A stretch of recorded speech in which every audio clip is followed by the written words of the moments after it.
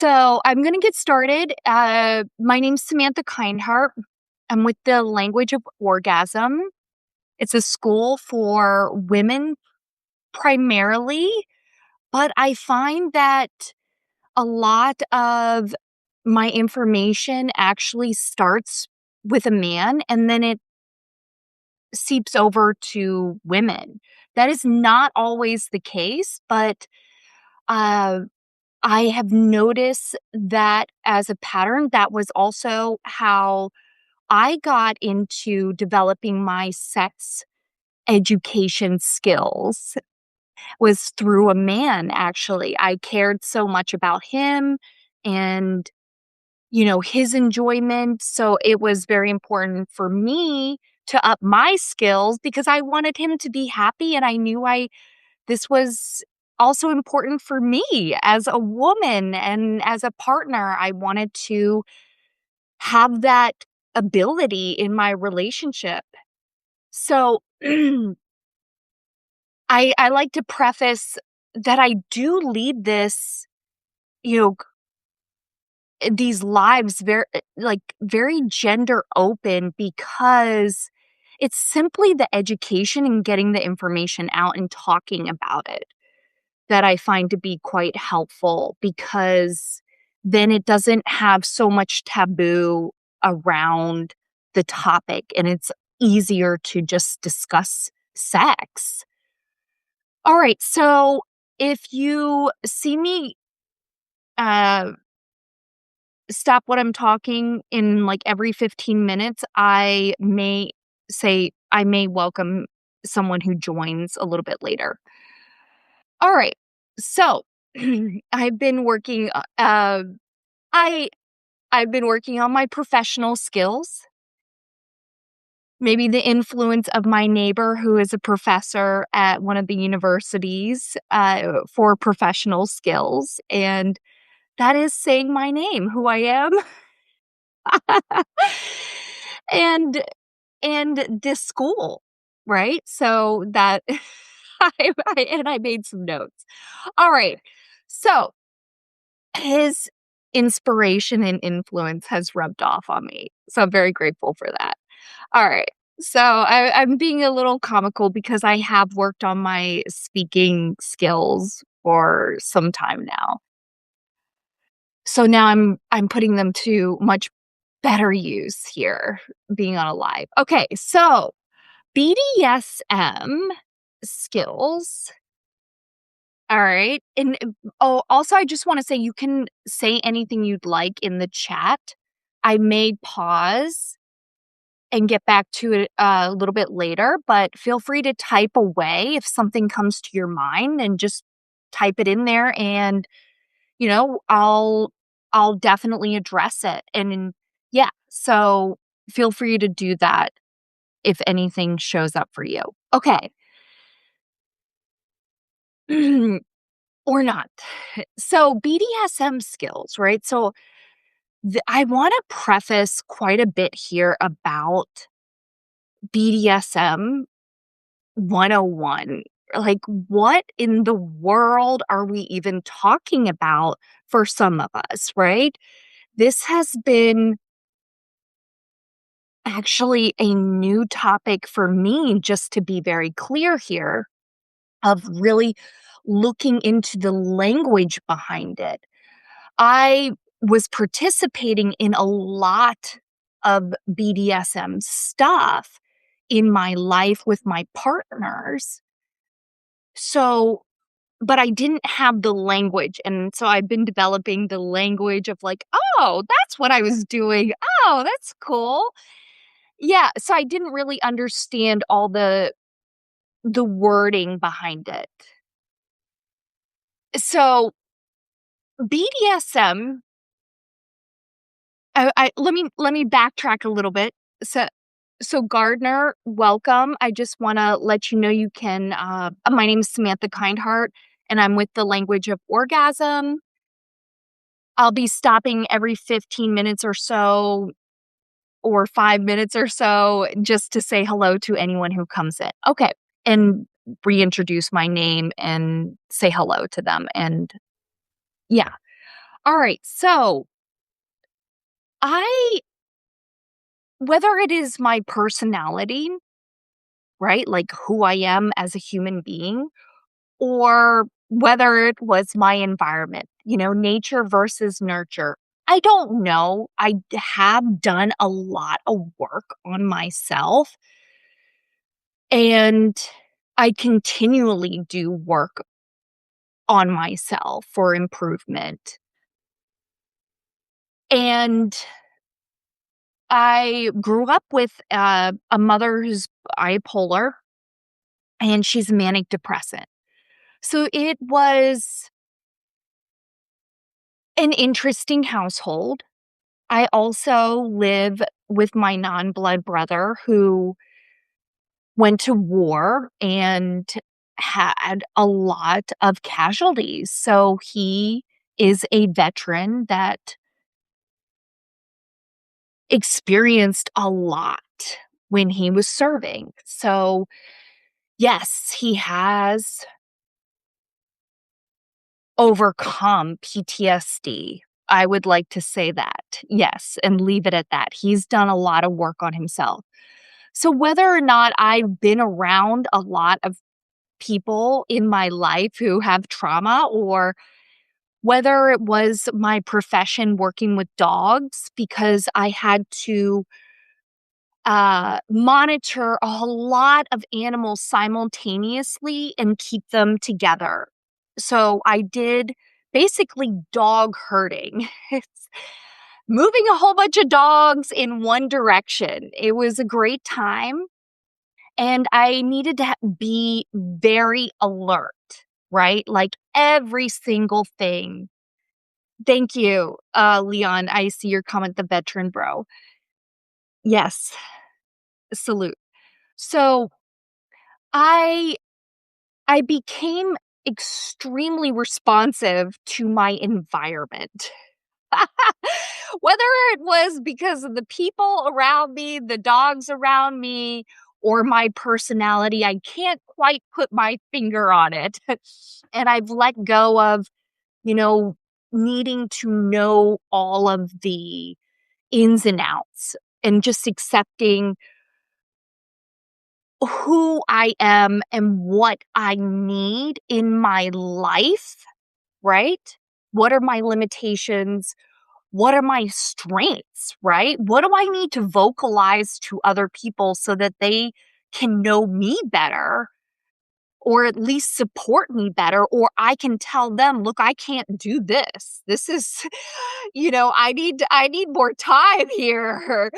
Or, to just show up and communicate in an effective way, right? Because I can be very sensitive to my environment, for better or worse. And how that has shown up is me really needing a lot of language. Hence the language of orgasm, the name. I have needed a lot of language around certain topics, pretty much a lot of topics, actually.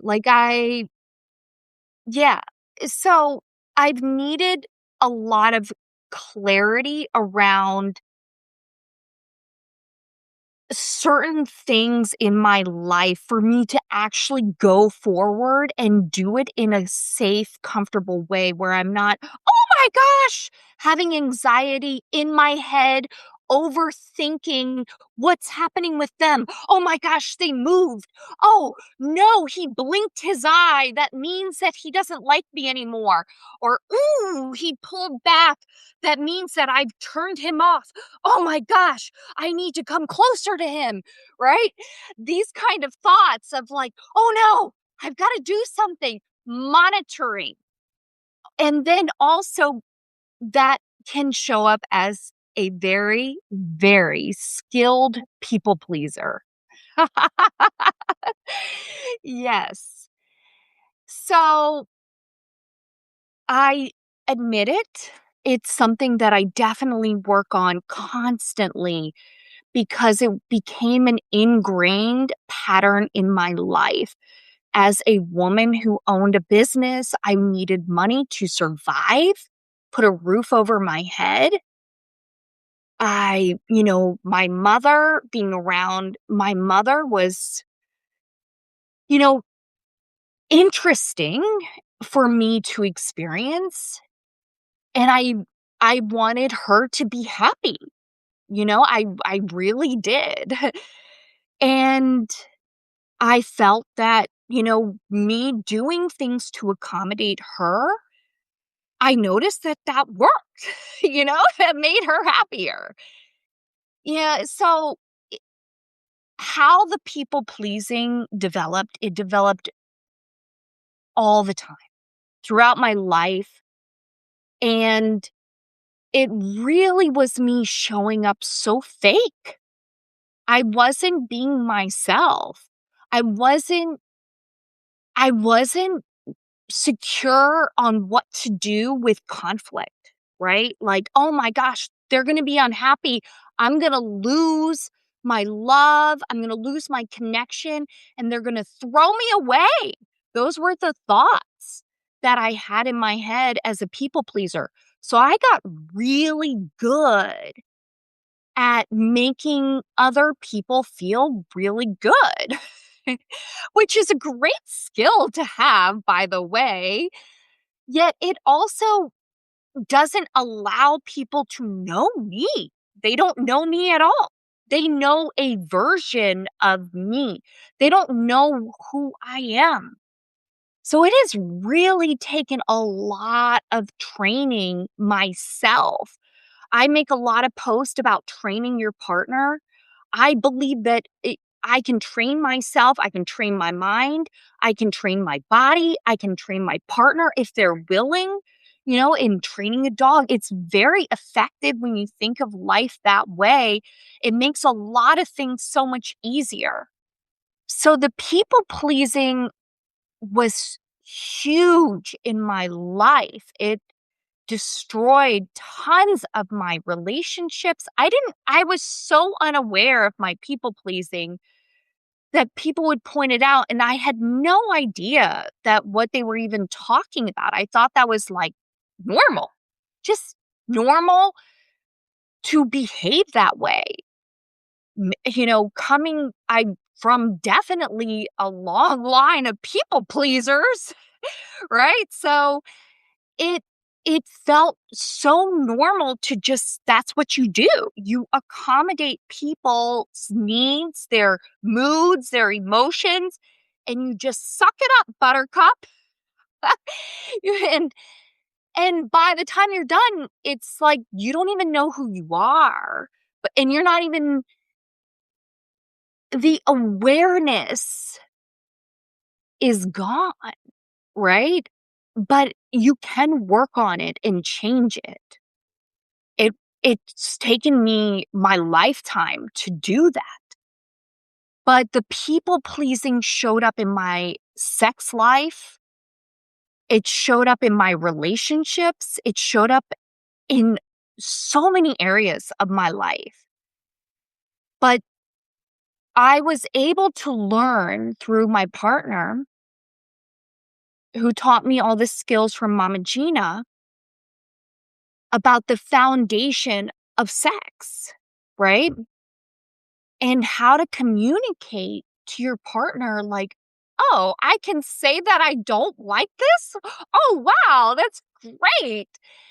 Because I didn't really know how to do that without doing these eye rolls and, sighs, so passive aggressive and or completely passive and saying nothing, and then talking to my friends for an hour about something I didn't like about my partner, and they had no clue that I was even bothered by it, right? So it was awful. And so those are signs of how the people pleasing shows up. And I'm not like laughing at anybody who's doing that. I'm laughing at my previous self who was doing that because I was really good at it too. I was so good. And I wasn't even aware that I was that good. It was but anyways, so it really doesn't work for your relationship by holding back what you want and what you like or that you don't like something. So the BDSM is really the foundation for people pleasers and overthinkers or people who like clarity or people who like safety or people who like ease or people who like to plan. So BDSM is such a great foundation for that. It is I'm going to do a drum roll, a drum roll for anybody who likes those things. It gives you a sense of what to expect, what's going to happen, what's not going to happen. It gives you it gives you a voice. It gives you a plan, a strategy for your sex life. And guess what? It is not sexy at first. It is not. It's very awkward talking about some of these things, especially if you've never done it. I'm going to be very real. It can be so awkward,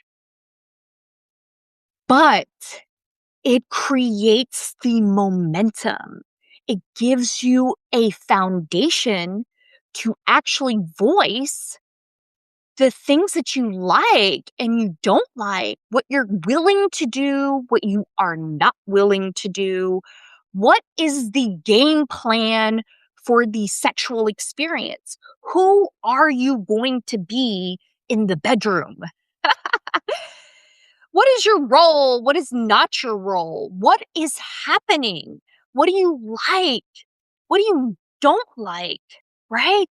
These are the incredible things that BDSM gives you. It gives you all of this. So literally, it is a skill that you can apply to your sex life to have a really good sex life in the future. And it's being yourself in the bedroom and accepting and negotiating also with your partner in the bedroom. And that is the beginning of BDSM 101. It is the foundation, in my opinion, of what works. If you think about it, if you think about McDonald's, it is a system, a foundation. They have a plan, a strategy that is mapped out, that has their business has grown exponentially. So it's literally the same sort of concept that you're applying to your sex life. And I'm not saying you need to do this all the time. Maybe you do, because maybe that's what your relationship needs at this time. But maybe you can do it periodically, but it literally opens up the doors for vocalizing stuff with your partner. What is stuff? The stuff, I don't like the way you kiss me. I like you to kiss me here. It opens up the communication. So that is why BDSM is literally 101. It is the foundation. That is what I do with a lot of people, of creating that structure in their marriage, in their partnership, in their sex life and dismantling all the other noise. Burgers, dill pickle, sauce meat. Yeah. Yeah. You can apply it. You can think of it like also a sandwich, but it's dismantling all the noise of what's happening with your partner. What is happening with you? And having a voice. And it's giving that foundation. And that's literally what I do almost all the time is that work of creating that foundation in the bedroom. And that's what builds the confidence. That's what builds the voice. That's what builds the massive extended orgasm. That is what builds mind-blowing sex. That is what builds and fuses together a relationship that needed actually some tending to. Because that's what happens when you've been together for a long time. There needs to be some work done periodically for some relationships, and that's very normal. All right. So that's my spiel on BDSM 101. It wasn't super whips, balls, and chains today, but it is the foundation and it is the beginning of a whole new way of looking at BDSM too. So if you want to point the finger and say this person's neurotic, so they need BDSM, because a lot of studies will say, you know, if you're neurotic or if you're autistic or whatever, okay, maybe. Or maybe you just like to have clarity in your life. Maybe you like to have good communication in your life with the person that you're sleeping with. You know, maybe you actually want to know what is going to happen. Maybe you like to plan and schedule things so that you have better sex, right? Because, hello, Duncan the Sage. Welcome again. Thanks for joining again. So that's really the beginning. So, yeah, I just want to open it up and hear your thoughts. Is this new for you? Is this a new perspective, a new opinion? Hello, the feminine editorial. Welcome. Great to see you. In the chat. Hello. So I just finished talking about BDSM. Hi there. The feminine editorial says hi there. Thank you for joining. I just finished, but there will be a replay. That's Substack. Woo hoo. We were just celebrating how much we liked Substack, or I was, and others were joining me. Hiya. Thanks for saying hiya, Duncan the Sage. Thanks for the chat. And Donald, welcome. So yeah, I just finished, but there'll be a live replay. But I'm opening up the floor to the discussion. I want to leave some space. Hello, Forged Desire. Thank you so much for joining. So I'm opening up this space for discussion, for opinions, for any questions, for, oh, this was interesting, or I knew all of that, Samantha. This isn't new for me. Or, oh, yeah, that clicked. All makes sense now. That's why I'm here. Or, oh, this is what I'd like. Or, oh, no, this is not what I like. I'm just throwing out a million options here. So I'm just, yeah, I open it to you. I'll be quiet.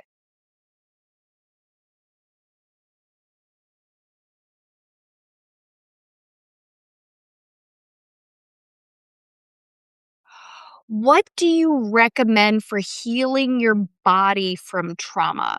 Okay, so that's what Duncan the Sage is asking. What do you recommend for healing your body from trauma?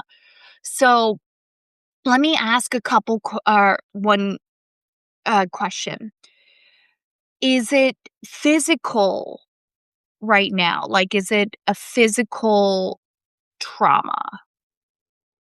Like, like, are you? Is it like? Are you like? Is it a like? What can you tell me? Can you tell me a little bit more about the body? And if you can also be artfully vague about what you're describing too. Hi, Dave. Oh, 03.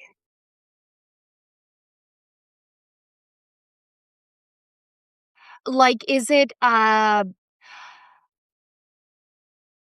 is it like a burn that you experienced or just working Hi there, Dave. Oh, 03 says.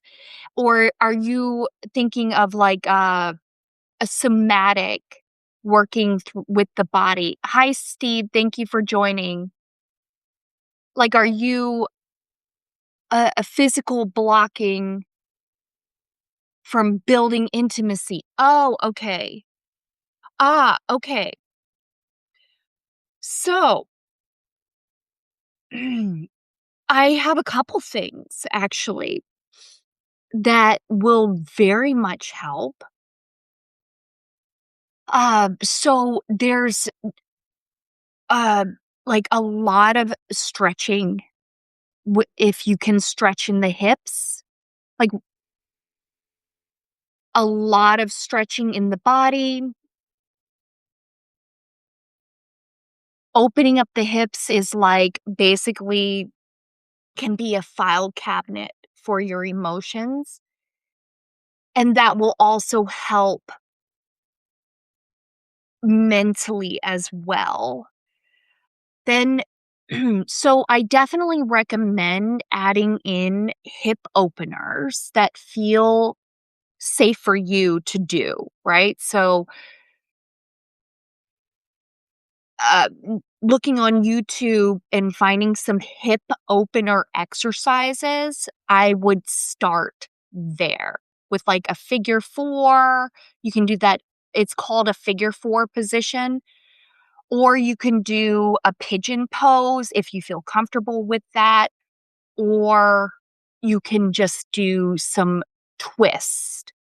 side twist while you're lying down. And you can do those in your bed. So I recommend for that, and if you want to take it even deeper, you could do a tennis ball for your hips. And if there's any other places on your body that also might have tightness, then I would definitely start there as well. And you can do a lot of that also with foam rolling.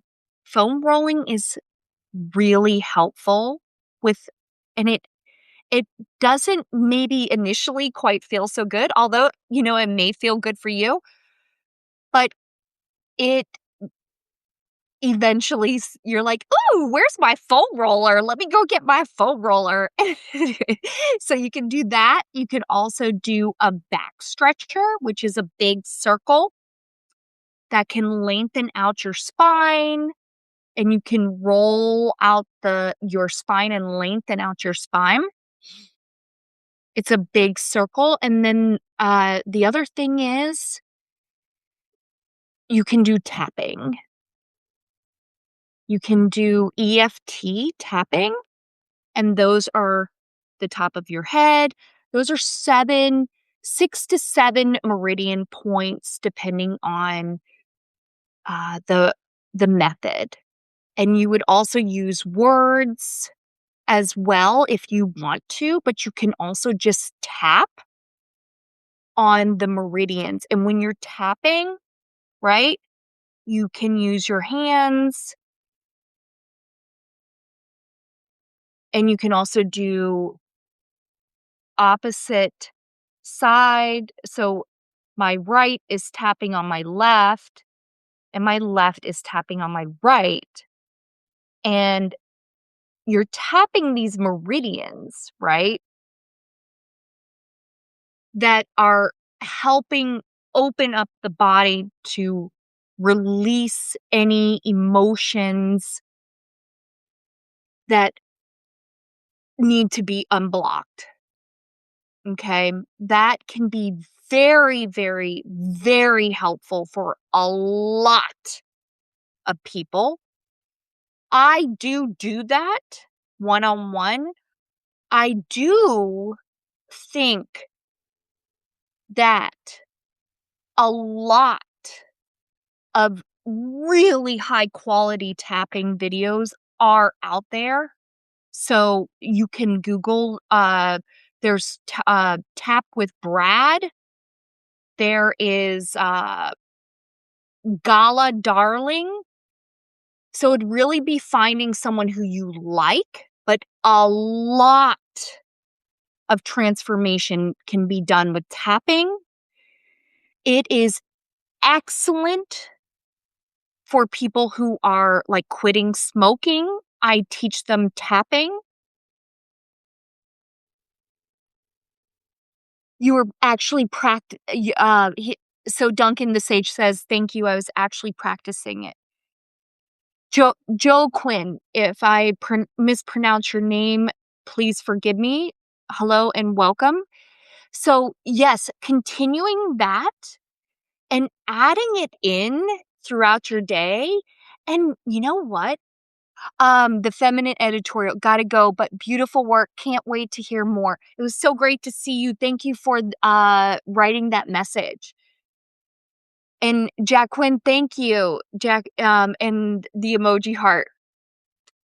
Thank you so much. So yeah, the tapping, feel free to do that even in public if you're comfortable with it, because a lot of people know about it, and it also symbolizes out to other people, hey, this person cares about themselves and they're doing self-care and taking care of themselves. I find it to be quite attractive when I see somebody out and about doing that. I'm like, yeah, good for them. This is great. Look at them go. I really like that. So I just wanted to share that perspective, because in the beginning, the tapping, can be something that you want to have like more frequently for a lot of people throughout the day. So I just wanted to throw that out there to tap away if this is something you're cool with. I find it to be something very attractive when I see somebody tapping because I know they care about themselves, and yeah, my body is starting to relax. Oh, see? Yes. There you go. So, yeah, I know the tapping and I teach that one-on-one. I don't have any videos yet of me tapping, but, maybe in the future I will create them. I think a lot of resources are out there for learning how to do that yourself, but sometimes we need one-on-one support to learn that as well, and there's no issues with that as well. So the other thing, so with the body work, the other thing is hypnosis. I am a hypnotist. I just the mind body connection that I established with my body with hypnosis, because for me the words really helped me a lot. The words helped me in my mental state to relax as well. But that is me. as a human being, that is more of what I needed. And that's what I discussed in the beginning of why BDSM was so attractive to me of these foundations with sex because I felt safe by knowing a lot of what is going to happen. And that was through language, through words, of having communication. So, is something that I also recommend exponentially for also with the body. And yes, your body is relaxed. Why are people struggling building sexual energy? I notice that my sexual energy is depressed. Okay. So what uh do you mean when can you give me an example of depressed?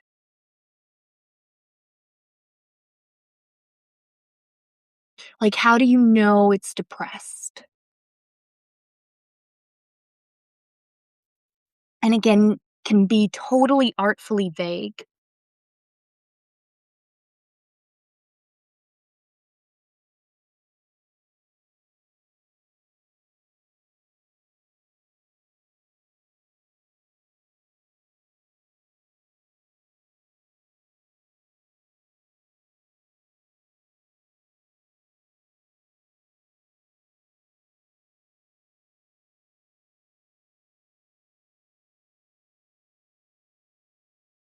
Some examples might be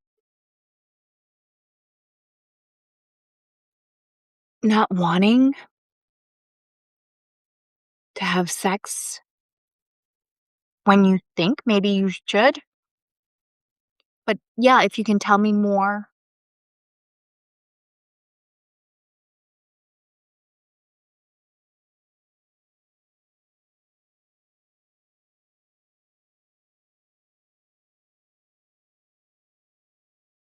So Duncan the Sage writes, when I'm near a woman I'm who I find attractive, I tend to lead into rationality instead of sexual desire.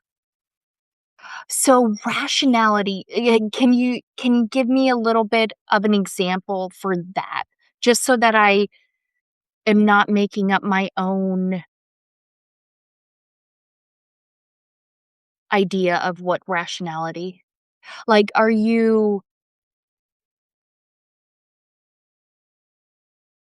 wanting to be polite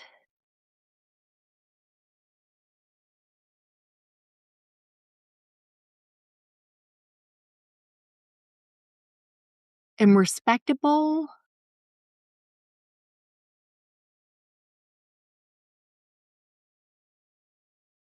and not maybe express that you're attracted to them? I'm just throwing out some words, ideas.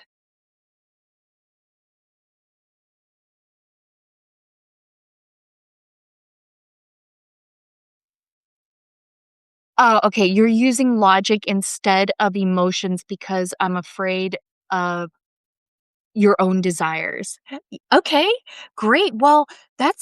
First of all, thank you for saying that. Yeah. And I think that's normal. Uh in a lot of people where there is a lot of logic going on because it can be a habit, right? It can be a habit of being logical if we've done it a lot. It can, and I'm not laughing because I've done that too. And it's, when we're doing something a lot, it becomes very much what we habitually do. And it's not that we're intentionally doing it. but it's the habit. So,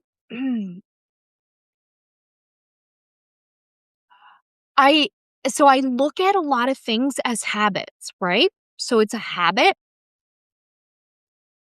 and when it's a habit, it's something where we can actually change with consistency for something different, because I'm assuming that you want to have emotions, but I'm also wondering if there's some words that might be useful for the emotions that you are wanting to connect with. Would that also be something that might be a gap of connecting some of the words to express the emotions? Or is it you don't want to say the emotions and you want to just show up logically because this is what you've habitually done? Does that make sense?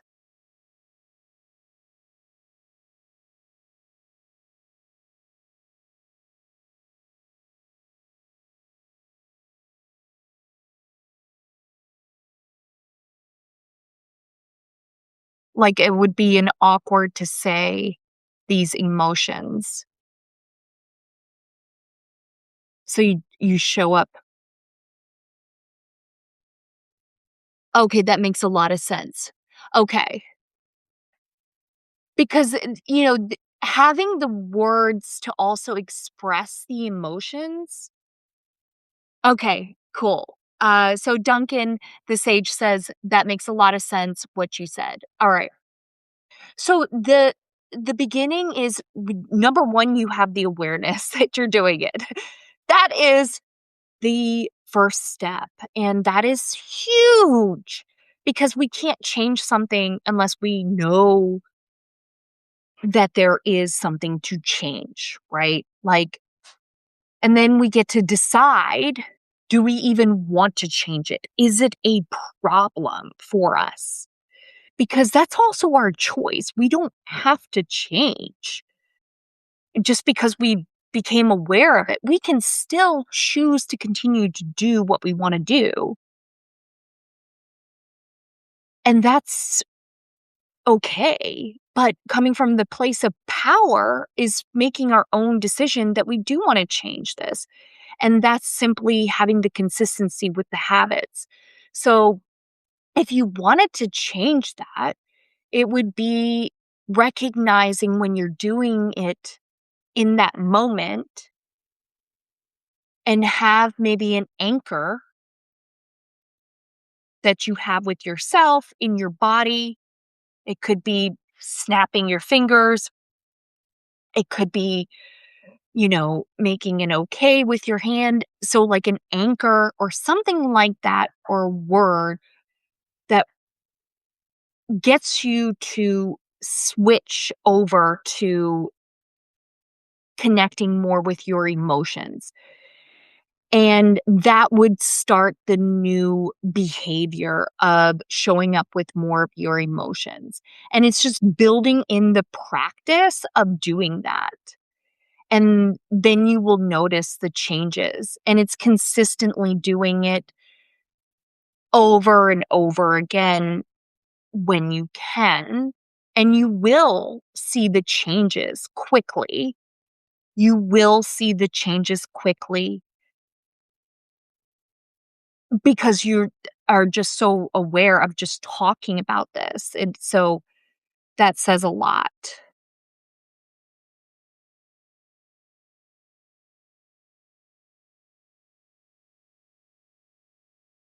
And I think also just normalizing, like, that it can be a habit.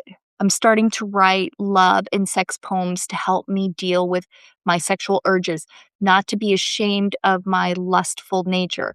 Yes, this is so great. Yes. Writing about that is amazing, and it can help connect your sexual energy. Yes, this is so good. I look forward to reading about them, the love and sex poems, and that is going to give you those words as well.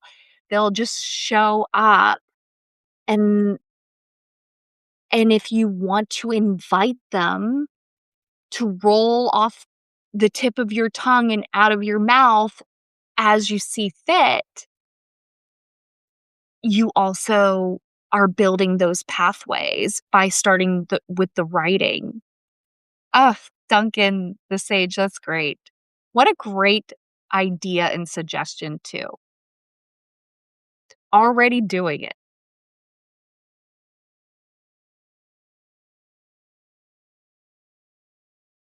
And I do look forward to reading if you're going to post that on Substack, your work. I like how you wrote lustful nature. Any other questions or things that you want to talk about?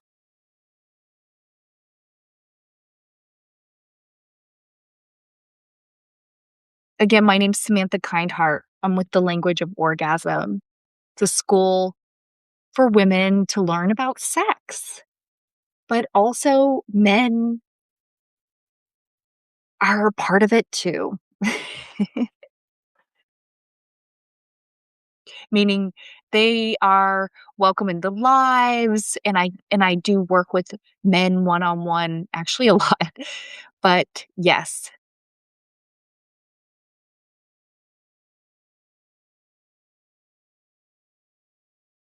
Ah, you wrote them already on Substack, so we'll definitely have to look at that. I will include a link in your if you don't mind, below when I repost the replay. I'll include it in the comments or in the restack. If you'd like, let me know if that's okay for you.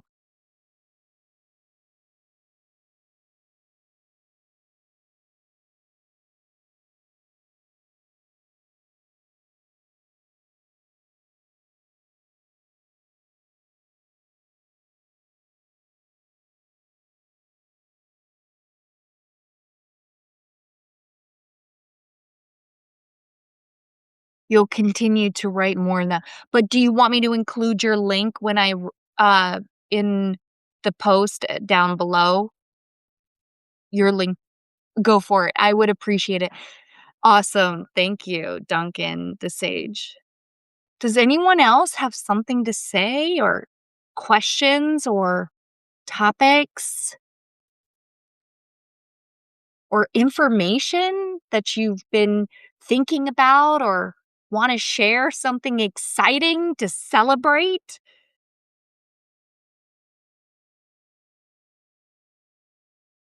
It can be new, kinky, anything. Erotic. Could be a fun experience.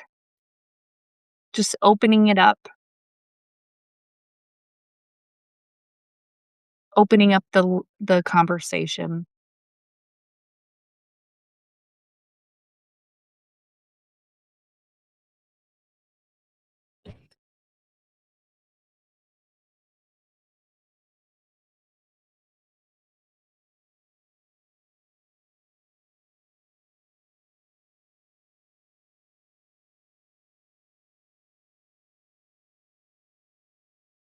Duncan the Sage says, "I appreciate the advice and work that you've been doing." Thank you so much. Thank you. It means a lot to me.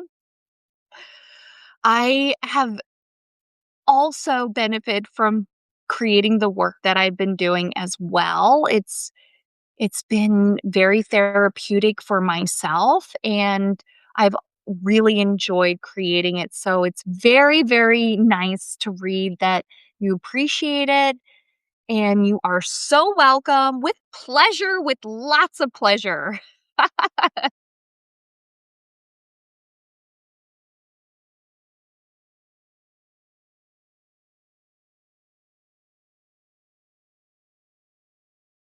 I'll end this live there will be a recording. It was about BDSM and how to think about it differently and how to remove these labels, right? As well around some of these topics of BDSM being something for clarity, what to expect, safety, ease, comfort, better sex, great sex, massive extended orgasm, giving me new ideas and ways to help me with my sexual energy. Duncan this Sage says that. Yes, that's right. You encouraged me to back into yoga again. Cool. Yoga's awesome. I used to teach a lot of yoga classes. I am a master yogi. Oh boy, and I was a manager at a very, very, very busy yoga studio. I mean, this was the busiest on the East Coast, this yoga studio. I was extremely busy, lots of classes. This was before COVID. And yes, lots of teachers, lots of students. There was so much sweat. Yeah. So yeah, yoga is my jam. I love it. You have to let me know how the yoga goes. All right, you all, or folks, thank you so much for joining. I plan to be on another live in next week. So next, I'm going to give you the date. Oh, you're in, as someone who's currently in the UK, I appreciate your support. You are so welcome. I appreciate your support. Thank you. So March 6th at 8 p.m. Eastern Standard Time. So it'll be the same time, March 6th. That is 1 week from today. I'll be doing another live talking about more sex topics. But yeah, if you also want to reach out to me directly for a calendar link, I don't have that set up yet on my website, but I do have it where I can send it to you personally. And it's all set up. If you ever want to meet for a one-on-one, talk about something, if that's important to you, or explore how I work even more, I am very happy to share that link with you. If you message me on Substack, I will respond definitely within a day. So yeah, let me know if you have any questions or reach out to me with a message if something comes to your mind, or if you have any topics that you are eager to discuss as well. I am always open to that. Sometimes I listen. No, I do listen, but I will listen and I will definitely bring them up. So thank you so much, everyone, for joining. I'm going to sign off of the live now and have a wonderful rest of your day, morning, evening, or night.